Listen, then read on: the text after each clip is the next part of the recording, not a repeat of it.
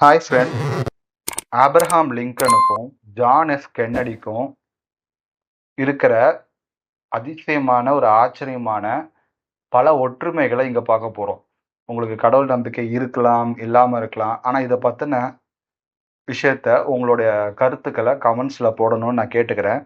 இது கொஞ்சம் டிஃப்ரெண்ட்டான ஒரு சப்ஜெக்ட் வச்சுங்களேன். நான் எல்லா டாப்பிக்குமே நம்ம பேசணும்னு தான் நினைக்கிறோம். ஃபினான்ஸு, டிஃபென்ஸு, என்ன புதுசாக வந்தோம் எல்லாமே தெரிஞ்சுக்கணும்னு நினைக்கிறேன். ஸோ நீங்களும் அதே மாதிரி எல்லாம் தெரிஞ்சுக்கணும் நானும் விரும்புகிறேன். ஸோ இந்த டாபிக் பற்றி பேசலாம்.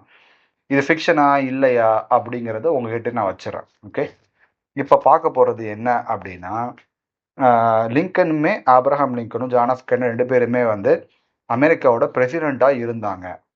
இதில் என்ன ஆச்சரியமான விஷயம் அப்படின்னு பார்த்தீங்கன்னா, 2 பேருமே செலக்ட் ஆனது, பார்லிமெண்ட்டுக்கு செலக்ட் ஆன வருஷம் பார்த்தீங்கன்னா 1846 பார்லிமெண்ட்டுக்கு, அதாவது ஒயிட் ஹவுஸ் பார்லிமெண்ட்டுக்கு செலக்ட் ஆயிருந்தாங்க. யாரு? Abraham Lincoln.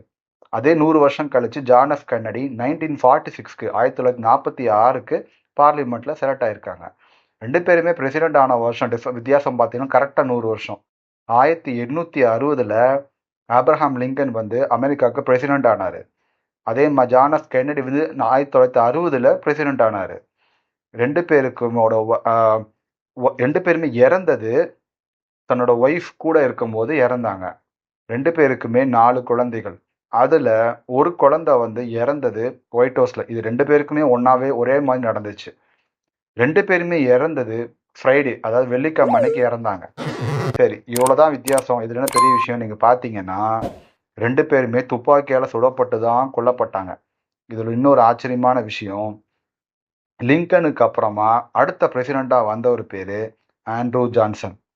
கென்னடிக்கு அப்புறமா அடுத்த அந்த பிரசிடென்ட் பேர் லிண்டன் ஜான்சன்.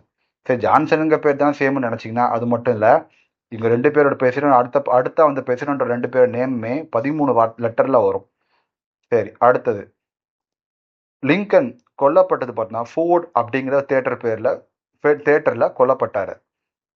ஆனால் கென்னடி எப்படின்னா ஃபோர்டு கம்பெனி தயாரித்த லிங்கனுங்கிற கார் பேர் கொண்ட மாடலில் தான் கென்னடி சுட்டு கொல்லப்பட்டார். எவ்வளோ ஒற்றுமை பார்த்தீங்களா? ஆச்சரியமாக இருக்குல்ல? 2 பேருமே மனித உரிமைக்காக போராடினவங்க. ஸோ இந்த மாதிரி சிமிலாரிட்டிஸ் நிறைய இருக்குது. இன்னொரு ஒற்றுமை அப்படின்னு பார்த்தோன்னா, இந்த 2 பேருமே சுட்டு கொண்டாங்க இல்லையா, அவங்களோட பிறந்த தினமும் பிறந்த வருஷங்கள் பார்த்தீங்கன்னா சரியாக 100 வருஷம் வித்தியாசத்தில் வருது. எவ்வளோ ஆச்சரியமான விஷயம். ஸோ உங்களுக்கு கடவுள் நம்பிக்கை இருக்கலாம், இல்லாமல் இருக்கலாம்.